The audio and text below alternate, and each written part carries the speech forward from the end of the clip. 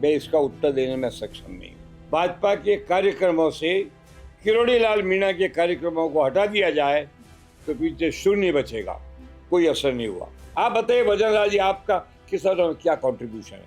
खाली घोषणाएं करने और देने से कुछ नहीं होता है। कहीं क्रेडिट किरोड़ी लाल मीणा के खाते में चले जाए, इस वजह से तो ये सब नहीं हो। कोई व्यक्ति, उन्हें कितना क्रोध आया होगा कि राजस्थान बीजेपी में क्रेडिट की लड़ाई है, ये दुनिया जानती है। वहां तो केवल अशोक और सचिन के बीच क्रेडिट की लड़ाई थी। राजस्थान बीजेपी में अभी किसके बीच में क्रेडिट की लड़ाई? मुझे एक आदमी के बाद दूसरे का नाम बताओ जो क्रियाशील हो, एक आदमी के अलावा दूसरे का नाम बताओ जो संघर्ष करता हो, एक आदमी के अलावा दूसरे का नाम बताओ जो जनता की मांग उठाता हो, एक आदमी के अलावा दूसरे का नाम बताओ जो मरी हुई बॉडी के लाश पर जाकर के बैठता हो, एक आदमी अथवा दूसरे का नाम बताओ जो होने वाली नेचुरल आपदा तक में जाते नहीं है। सारे मंत्री अपनी मंत्रालय चलाने में मस्त हैं, व्यस्त है, और इसीलिए जनता अस्त व्यस्त है। वो सिर्फ एक पपेट टाइप है, उन्हें काम करना नहीं आता, जो ऑर्डर उनको दिए जाते हैं उस हिसाब से काम करते हैं। तो क्या आप भी इन सब पर मुहर लगा रहे हैं? नहीं, मैं मुहर नहीं लगाता। हम भजन लाल जी की आलोचना कर ही नहीं सकते। जहाँ तक मैं जानता हूँ, भजन लाल जी हेलीकॉप्टर में अकेले जाते हैं। अगर कोई ये कहे कि इनकी वृद्धावलियाँ गाओ तो मैं नहीं करता। ये इनका लुकआउट है, कौन इनके सलाहकार है कौन नहीं है। उन्होंने कहा कि मैं कुछ भी कहता हूँ, कुछ बयान देता हूँ तो मुझे दिल्ली से फोन आ जाता है, मुझे डांट पड़ती है कि एक मंत्री होकर के ऐसे बयान दे रहे हो। क्या है इस बयान? जब राष्ट्र का कृषि मंत्री ये बात कह रहा है तो फिर राजस्थान के कृषि मंत्री को तो कोई एक उंगली उठा करके बोलने की भी गुंजाइश नहीं है। किरोड़ी लाल मीणा ने कहा कि मैं तो खुले में मिलने गया था, दिल्ली वाले तो चुपचाप उन्हें चुनाव लड़वा रहे थे। अगर किरोड़ी लाल मीणा उनसे मिलने गया है तो नरेश की प्रतिष्ठा बड़ी है। नरेश जैसे कई लोग आते हैं राजनीति में, वो गए होंगे समझाने के लिए। मैं तो नहीं देता। मैं आज भी उनके साथ था, मैं कल भी उनके साथ हूँ और आगे भी उनके साथ रहूंगा। वो उस भूमिका में नहीं है जिस तरीके से इन दिनों हनुमान बेनीवाल नजर आ रहे हैं। क्या कहिएगा बेनीवाल? इसका एक ही उदाहरण मैं दे सकता हूँ कि हनुमान बेनीवाल अगर भाजपा में होता तो अच्छा होता। आपकी बातचीत होती है हनुमान बेनीवाल साहब से, आप उन्हें न्योता दें भाजपा में आने के लिए, समझाए तो शायद आपकी बात सुन ले। लोग बहुत चाहते हैं कि मैं भजन लाल की आलोचना करूं, पर मैं नहीं करता। लोग बहुत कहते हैं इनकी गलतियां बताओ, मैं नहीं बताता। मैं क्यों करूं? ऐसा मुझे करने की जरूरत क्या है? आदिवासी समाज को यानी ट्राइबल समाज को अगर भाजपा में कोई आदमी राजकुमार रोध की इच्छा के खिलाफ भाजपा की ओर आकर्षित कर सकता तो केवल है किरोड़ी लाल मीणा। राजस्थान में आज एक भी आदमी ऐसा नहीं है क्योंकि मैं अपनी जाति का नेता हूँ। तय की जातिगत राजनीति नहीं होनी चाहिए, सभी लोग एक दूसरे के भाई है। बड़े भाई होने के नाते, एक वरिष्ठ कार्यकर्ता होने के नाते क्या राय दीजिए? बड़ा भाई मैं बनने की यहाँ भरूं तो छोटा भाई यहाँ ही न भरे तो मैं क्या करूं? नमस्कार, आप देख रहे हैं भारत रफ्तार और मैं हूं आपके साथ इशिका जैन। राजस्थान की राजनीति में बीते दिन एक बड़ा घटनाक्रम हुआ। आप सभी को याद होगा कि झुंझुनू में भजनलाल सरकार की ओर से एक बड़े कार्यक्रम का आयोजन किया गया था, जिसमें केंद्रीय कृषि मंत्री शिवराज सिंह चौहान ने भी शिरकत की थी। इसके साथ ही राजस्थान के जो कृषि मंत्री है डॉक्टर किरोड़ी लाल मीणा, वे भी इस कार्यक्रम में शामिल रहे। किरोड़ी लाल मीणा के कुछ समर्थकों का कहना है कि राजस्थान के कृषि मंत्री होने के नाते उन्हें उस कार्यक्रम में उतनी तरजीह नहीं दी गई। इसके साथ ही मुख्यमंत्री भजनलाल शर्मा ने कार्यक्रम को लेकर की गई पोस्टों में किरोड़ी लाल मीणा के नाम का जिक्र उस तरीके से नहीं किया जिस तरह से होना चाहिए। इसके साथ ही राजस्थान के तमाम जो राजनीतिक मुद्दे हैं उन पर भी बातचीत करेंगे। इसके लिए राजस्थान की राजनीति के चाणक्य कहे जाने वाले चंद्रराज सिंघवी साहब आज हमारे साथ जुड़े हैं। उनसे जानते हैं कि उनका क्या कुछ कहना है। सिंघवी साहब, क्या कहिएगा राजस्थान की राजनीति पर, राजस्थान के जो हालात वर्तमान में बने हुए, शुरुआत यहीं से करते हैं, क्या कहिएगा उन? बदहाल है ये राजस्थान की भारतीय जनता पार्टी। मैं ज्यादा कड़ा इसलिए नहीं बोल सकता कि मैं भारतीय जनता पार्टी की सदस्यता के शपथ ग्रहण से बंधा हुआ हूं, लेकिन आप जो प्रश्न पूछेंगे तो मैं उनका कड़ाई से और सच्चाई से उत्तर दूंगा। आप क्या पूछना चाहती हो, किस विषय पर पूछना चाहती हो, बोलिए आप। सिंघवी साहब, क्योंकि आप भाजपा के वरिष्ठ नेता है और राजस्थान की राजनीति को आपने बहुत करीब से देखा है, पिछले 1.5 साल से राजस्थान की राजनीति में जब से भजनलाल सरकार है तब से लेकर अभी तक राजस्थान के हालात कैसे हैं, सरकार किस तरीके से काम कर रही है, उस पर आपका क्या लुकआउट है? मैं क्या जवाब दूं इसको आपको? कल तो लोग पूछ रहे हैं कि सरकार काम कर रही है या नहीं कर रही है, मैं इसका उत्तर देने में सक्षम नहीं हूँ। मैं इतना जरूर जानता हूँ कि अगर पिछले 1.5 साल के भाजपा के कार्यक्रमों से किरोड़ी लाल मीणा के कार्यक्रमों को हटा दिया जाए तो पीछे शून्य बचेगा। इसमें कोई अतिशयोक्ति की बात नहीं है। अभी एक बार मुझे राष्ट्रीय स्वयं संघ के एक बहुत वरिष्ठ नेता ने सवाल करके पूछा, नागपुर से पूछा, चंद्रराज जी ये बताओ, किरोड़ी लाल मीणा के इतने जबरदस्त कार्यक्रम के प्रति कितना सहयोग मुख्यमंत्री का मिल रहा है? तो मैंने कहा मुझे तो सहयोग दिख नहीं रहा है। देखने के लिए कोशिश करूंगा, टेलीस्कोप खरीद लूं। आज से कुछ 1-1.5 वर्ष पहले नरेंद्र मोदी जी ने सभी सांसदों की बैठक में कहा था, शर्म की बात है, अकेला किरोड़ी लाल मैदान जंग में भाजपा की ओर से सिपाही की तरह लड़ता है और आप लोग सहयोग नहीं करते हो। कोई असर नहीं हुआ। चिकने गड़े पर बूंद का असर होता, वो असर हुआ। अब कल झुंझुनू में शिवराज चौहान आए थे। पूरे कार्यक्रम का कृषि मंत्री किरोड़ी लाल मीणा था। No exhibition, no importance, no महत्व। अरे यहाँ के अखबारों ने तो हद कर दी। यहाँ के अखबार तो इस प्रकार से बिहेव कर रहे हैं जैसे उनको खरीद लिया गया हो। उनका चरित्र तो किसी कालगल की तरह का चरित्र है, जो बुलाएगा उसी के पास जाएंगे।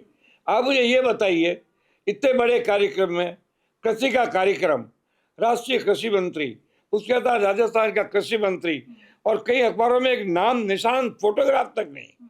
आप बताइए भजन लाल जी, आपका किसानों में क्या कंट्रीब्यूशन है?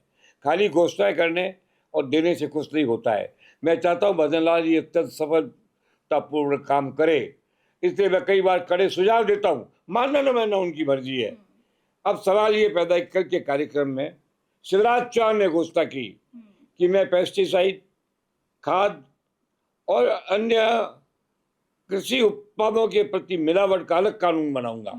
ये उन्होंने विज्ञान भवन दिल्ली में घोषणा की थी। प्रस्ताव तब किरोड़ी लाल मीणा का था, इनका था ही नहीं। गई यहाँ के मंत्री और प्रशासकों का तो कोई रोल ही नहीं था। वही उन्होंने कल भी रिपीट किया। इसके बाद भी ये नहीं कहा गया कहीं भी, कम से कम मुख्यमंत्री ये तो कहते हैं कि माननीय किरोड़ी लाल जी मीणा के इस प्रस्ताव को राष्ट्रीय कृषि मंत्री ने स्वीकार किया है। ये दोनों बधाई के पात्र है, वो भी नहीं कहा। तो सिंघवी साहब, आपको क्या लगता है, क्योंकि देखिए कल के मंच पर जब हमने देखा तो केंद्रीय कृषि मंत्री शिवराज सिंह जी ने तो किरोड़ी लाल मीणा की भर भर कर तारीफ करी थी, बार बार उनका नाम लिया, मगर क्योंकि आप कह रहे हैं कि मुख्यमंत्री जी ने तो एक बार जिक्र भी नहीं किया, कहीं क्रेडिट किरोड़ी लाल मीणा के खाते में चले जाए, इस वजह से तो ये सब नहीं हो। कोई व्यक्ति को देने से क्रेडिट न मिलता है न जाता है। क्रेडिट तो जनता देती है, प्रदेश का किसान देता है। आज प्रदेश के 5-6 किसानों की सूची बनाओ। आप बताइए मुझे, किरोड़ी लाल, सचिन पायलट, हनुमान बेनीवाल, इनके अलावा कोई भाजपा का वरिष्ठ नेता क्या अपने आप को किसान नेता कह सकता है? रह दे करके सुभाष महजिया का नाम आता, पर वो भी किसान नेता नहीं कह सकता राजस्थान का। मैं चाहता हूँ वो बने। अब आप ही मुझे बताइए, कल की घटना से किरोड़ी के मन में क्या बीती होगी, उनके समर्थकों के मन में क्या बीती होगी, उन्हें कितना क्रोध आया होगा, कितना आक्रोश आया होगा। मैं तो नरेंद्र मोदी जी को पत्र लिखा है और मेरा पत्र उनको पहुंचेगा, ये मैं निश्चिंत हूँ। और मैंने स्पष्ट लिखा है कि राजस्थान की वर्तमान राजनीतिक स्थिति के अंदर भारतीय जनता पार्टी के पास में 5%, 10% से ज़्यादा जाट नहीं है, 5-10% से ज़्यादा मीणा नहीं है, 5-2-4% से ज़्यादा गुजर नहीं है। आप बाप पार्टी के आने के बाद में ट्राइबल एरिया के लोगों की परसेंटेज शून्य हो जाएगी। आप कुछ करो और भजन लाल को मजबूत करो। भजन लाल को मजबूत करने का अर्थ है आप इन जातियों को अपने साथ जोड़ो। ये नहीं जोड़ सकते तो क्या हुआ, मैं तो 2003 में जुड़ी थी ना, फिर जोड़ सकता हूँ। मगर यहाँ पर एक ही प्रॉब्लम है, किसको क्रेडिट मिले या न मिले। ये क्रेडिट की लड़ाई है, पार्टी के नेतृत्व की लड़ाई नहीं है। तो आप बीजेपी के एक वरिष्ठ नेता, एक वरिष्ठ कार्यकर्ता होकर ये कह रहे हैं कि राजस्थान बीजेपी में क्रेडिट की लड़ाई है। ये दुनिया जानती है। वहां तो केवल अशोक और सचिन के बीच क्रेडिट की लड़ाई थी। आप मुझे ये बताइए कि राजस्थान की भारतीय जनता पार्टी के उत्थान के लिए जो कुछ भी किया जाए वो करना चाहिए। तो आपने कहा कि कांग्रेस में गहलोत और पायलट के बीच में क्रेडिट की लड़ाई थी। राजस्थान बीजेपी में अभी किसके बीच में क्रेडिट की लड़ाई है? किसी के बीच में नहीं है, आदमी एक है। वन अगेंस्ट ऑल तो मैं कह नहीं सकता। मैं आपसे एक सवाल जानना चाहता हूँ, स्पष्ट कहना मेरे को। आप ये शंका मत करना कि मेरा उस पर क्या प्रतिक्रिया होगी। मुझे एक आदमी के बाद दूसरे का नाम बताओ जो क्रियाशील हो, एक आदमी के अलावा दूसरे का नाम बताओ जो संघर्ष करता हो, एक आदमी के अलावा दूसरे का नाम बताओ जो जनता की मांग उठाता हो, एक आदमी के अलावा दूसरे का नाम बताओ जो मरी हुई बॉडी के लाश पर जाकर के बैठता हो, एक आदमी अथवा दूसरे का नाम बताओ जो होने वाली नेचुरल आपदा तक में जाते नहीं है। सारे मंत्री अपनी मंत्रालय चलाने में मस्त हैं, व्यस्त है, और इसीलिए जनता अस्त व्यस्त है। सिंघवी साहब, आप जो भी कहते हैं एकदम सटीक कहते हैं, फिर चाहे आप अभी सत्ता पक्ष के ही एक हिस्सा क्यों ना हो। राजस्थान बीजेपी के लिए, भजनलाल सरकार के लिए, मुख्यमंत्री भजनलाल के लिए विपक्ष लगातार ये कह रहा है कि वो पर्ची से मुख्यमंत्री बने हैं, वो सिर्फ एक पपेट टाइप है, उन्हें काम करना नहीं आता, जो ऑर्डर उनको दिए जाते हैं उस हिसाब से काम करते हैं। तो क्या आप भी इन सब पर मुहर लगा रहे हैं? नहीं, मैं मुहर नहीं लगाता। पर्ची से बने चाहे कैसा ही बने, एक बार जब व्यक्ति मुख्यमंत्री की शपथ लेता है तो मुख्यमंत्री बन जाता है। उसके प्रति सम्मान करना, उसके सम्मान को बढ़ाना हमारा कर्तव्य है। और मैं चाहे उनकी बातों से पसंद, मैं हमेशा यही चाहता हूँ कि भजनलाल एक सफल मुख्यमंत्री बने। अब वो किसी की मदद लेना न चाहें तो ये तो उनका जिम्मेदारी, हमारी थोड़ी है। हम एक बात जरूर जानना चाहते हैं, ये पर्ची से सरकार बने या कहने से बने या बुलावे से बने, इससे विपक्ष को क्या लेना देना है। शपथ तो मुख्यमंत्री एक ही व्यक्ति लेता है और भजनलाल ने लिया है। हम भजनलाल जी की आलोचना कर ही नहीं सकते, हम बाउंड है इसके लिए। हम भजनलाल की प्रशंसा भी नहीं करते क्योंकि ये हमारा विशेषज्ञ है। मनुष्य अपने सलाहकार स्वयं तय करता है, और जब तय करता है तो उस पर विश्वास करता है। जहाँ तक मैं जानता हूँ, भजनलाल जी हेलीकॉप्टर में अकेले जाते हैं, सीट खाली है तो भी मंत्रियों को नहीं ले जाते हैं। उनका अपना एक तरीका है, अलग बात करते हैं। मेरे तो उससे सम्मानजनक तरीके से संबंध है, आलोचना मेरे लिए उचित नहीं है। लेकिन अगर कोई ये कहे कि इनकी वृद्धावलियाँ गाओ तो मैं नहीं करता। ये इनका लुकआउट है, कौन इनके सलाहकार हैं, कौन नहीं है, कौन कैसे कैसे लोग हैं, ब्यूरोक्रेट कौन कौन है, उनका विगत इतिहास क्या है। ऐसे ऐसे ब्यूरोक्रेट हैं जो बिशनपुर जैन की 32 साल की ठेका देने के जिम्मेदार थे और पॉल्यूशन के इंचार्ज थे, फिर भी बिशनपुर की बजरी का, बिशनपुर के घाट निकालने की आड़ में बजरी का अरबों खरबों रुपए का व्यापार दे गए। वो उनके सलाहकार हैं तो मैं क्या करूं। सलाहकार आदमी स्वयं तय करता है, मैं नहीं करता। अच्छा सिंघवी साहब, किरोड़ी लाल मीणा, क्योंकि आप उन्हें अपना अजीज मित्र कहते हैं, उन पर कुछ सवाल करना चाहूंगी। किरोड़ी लाल मीणा ने अभी राजस्थान यूनिवर्सिटी में मंच से एक बयान दिया। उन्होंने कहा कि मैं कुछ भी कहता हूँ, कुछ बयान देता हूँ तो मुझे दिल्ली से फोन आ जाता है, मुझे डांट पड़ती है कि एक मंत्री होकर के ऐसे बयान दे रहे हो। क्या है इस बयान के मायने? इसका फैसला तो दिल्ली वाले करे ही, वो ठीक कर रहे हैं कि नहीं कर रहे हैं। अगर ये कहती है दिल्ली, ए मेरे प्यारे भाजपाई मंत्रियों, तुम भ्रष्टाचार के विरुद्ध बोलो ही मत, दिल्ली का फैसला, ऐसा फैसला नहीं है। मैं इतना जानता हूँ, शिवराज चौहान ने ये कहा था कि भारतीय जनता पार्टी के मंत्री किरोड़ी लाल मीणा के कर्तव्यों से, उनके कर्मों से, उनकी एक्टिविटी से, उनके मूवमेंट से पूरे देश में भारतीय जनता पार्टी की प्रतिष्ठा बढ़ी है। जब राष्ट्र का कृषि मंत्री ये बात कह रहा है तो फिर राजस्थान के कृषि मंत्री को तो कोई एक उंगली उठा करके बोलने की भी गुंजाइश नहीं है। अच्छा सिंघवी साहब, नरेश मीणा के बारे में आपने सुना होगा। मैं इस तरह के लोगों की बात नहीं, किरोड़ी लाल मीणा ने ही अभी बयान दिया। उन्होंने ये कहा कि मैं नरेश मीणा से जेल में मिलने गया तो मुझे दिल्ली से फोन आ गया, मुझे डांट पड़ी कि वो सरकार के खिलाफ आंदोलन कर रहे हैं और आप मंत्री होकर उनसे मिलने चले गए। और इसी बयान में किरोड़ी लाल मीणा ने कहा कि मैं तो खुले में मिलने गया था, दिल्ली वाले तो चुपचाप उन्हें चुनाव लड़वा रहे थे। इस बयान पर क्या कहिएगा? मुझे असलियत का पता नहीं है, पर मैं इतना जरूर जानता हूं, अगर किरोड़ी लाल मीणा उनसे मिलने गया है तो नरेश की प्रतिष्ठा बढ़ी है। नरेश जैसे कई लोग आते हैं राजनीति में, क्षणिक प्रभाव भी क्रिएट करते हैं, लेकिन मैं ऐसे लोगों जो स्थायी राजनीति में प्रभावशाली नहीं होते हैं, उन पर, मैं 62 साल से राजनीति में हूँ, उन पर वक्तव्य देना, उन पर कमेंट करना मेरे लिए अपमानजनक होगा। इसलिए भी इस विषय पर चुप रहूंगा। नहीं सिंघवी साहब, मैं नरेश मीणा पर आपका बयान स्टेटमेंट नहीं मांग रही हूँ। मैं किरोड़ी लाल मीणा के स्टेटमेंट पर आपका स्टेटमेंट जानना चाह रही हूँ, आपका पॉइंट जानना चाह रही हूँ, जहां पर किरोड़ी लाल मीणा ने कहा कि दिल्ली वालों ने नरेश मीणा को चुनाव लड़वाया। किसी ने गलत शिकायत की होगी, वो गए होंगे समझाने के लिए, और राजस्थान के किसी आदमी ने कहा था वो गए थे भड़काने के लिए। मेरे बारे में भी ऐसा कहा था। 3 बार प्रदेश अध्यक्ष मुझे कह चुके हैं कि आपकी किरोड़ी की मित्रता के कारण हाईकमान, राजस्थान का हाईकमान ये मानता है कि आप उनको भड़काते हो। मैं क्यों भड़काता हूँ? मैं तो सदैव कहता हूँ कि आप भाजपा के लोह पुरुष हो, भाजपा के लिए हर काम आप कर रहे हो, मैं आपकी प्रशंसा करता हूँ। अब लोग बकवास करते तो करे, कोई आदमी इसका जवाब देना उचित समझे तो दे, मैं तो नहीं देता।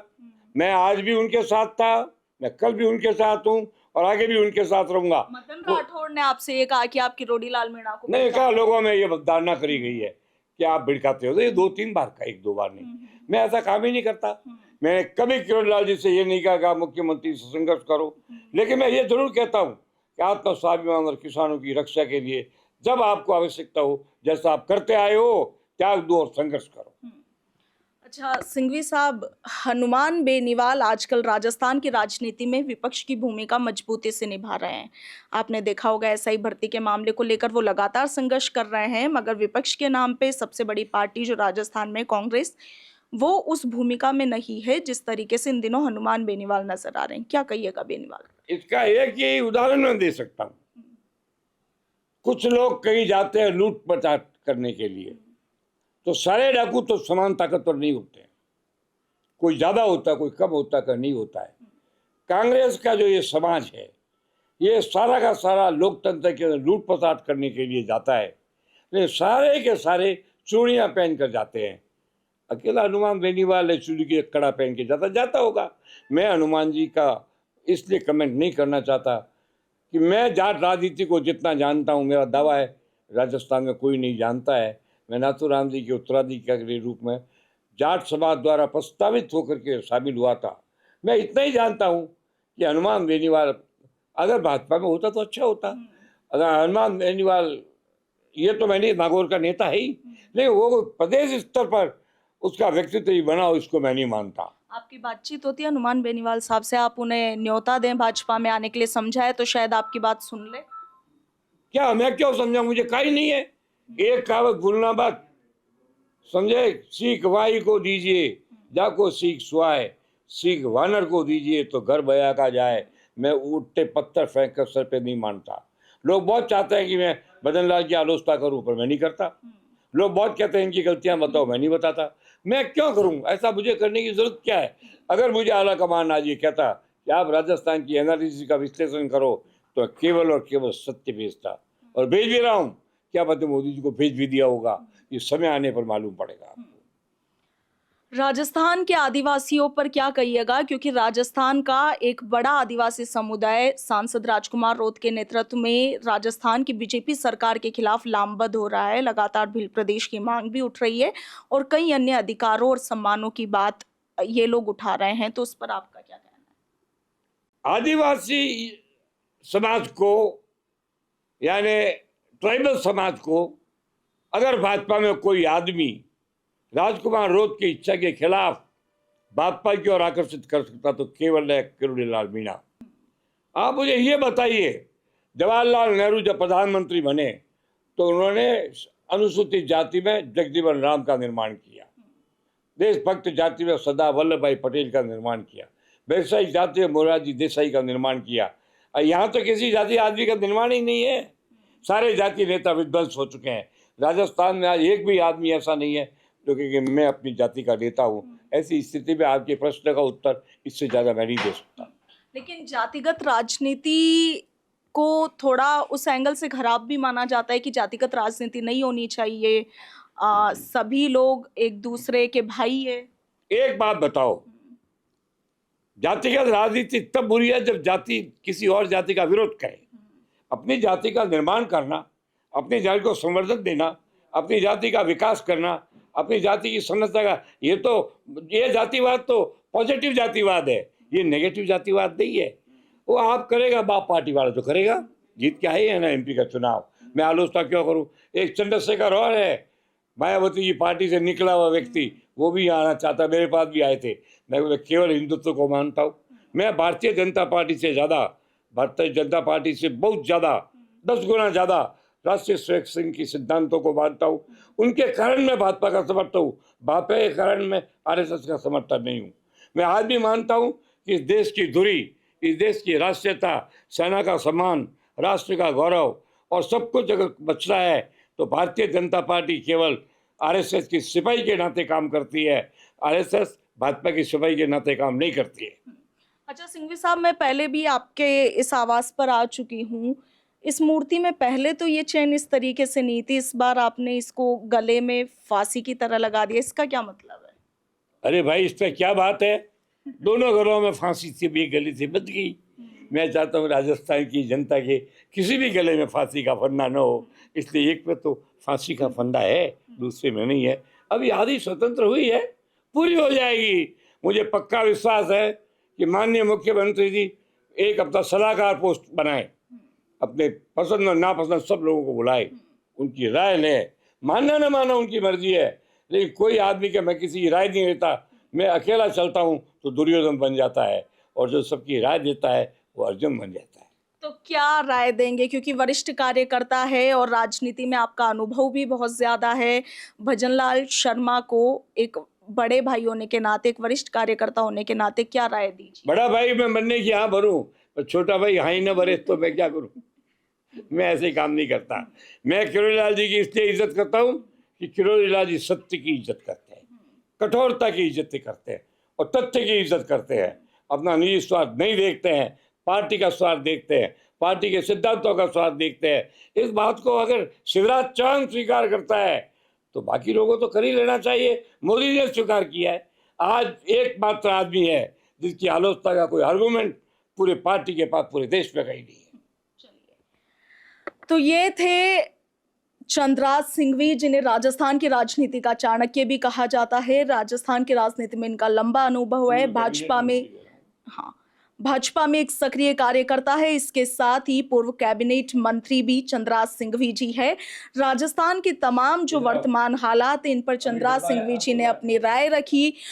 मुखर होकर के ये अपने बयान देते हैं और इसीलिए इन्हें काफी जाना और पहचाना भी जाता है। इनके बयानों पर, किरोड़ी लाल मीणा को लेकर जो कुछ इन्होंने कहा, उस पर आपका क्या मत है, कमेंट सेक्शन में जरूर लिखिएगा। फिलहाल के लिए इतना ही। मैं आपके साथ इशिका जैन, वीडियो जर्नलिस्ट लक्ष्मी नारायण के साथ, भारत रफ्तार, जयपुर।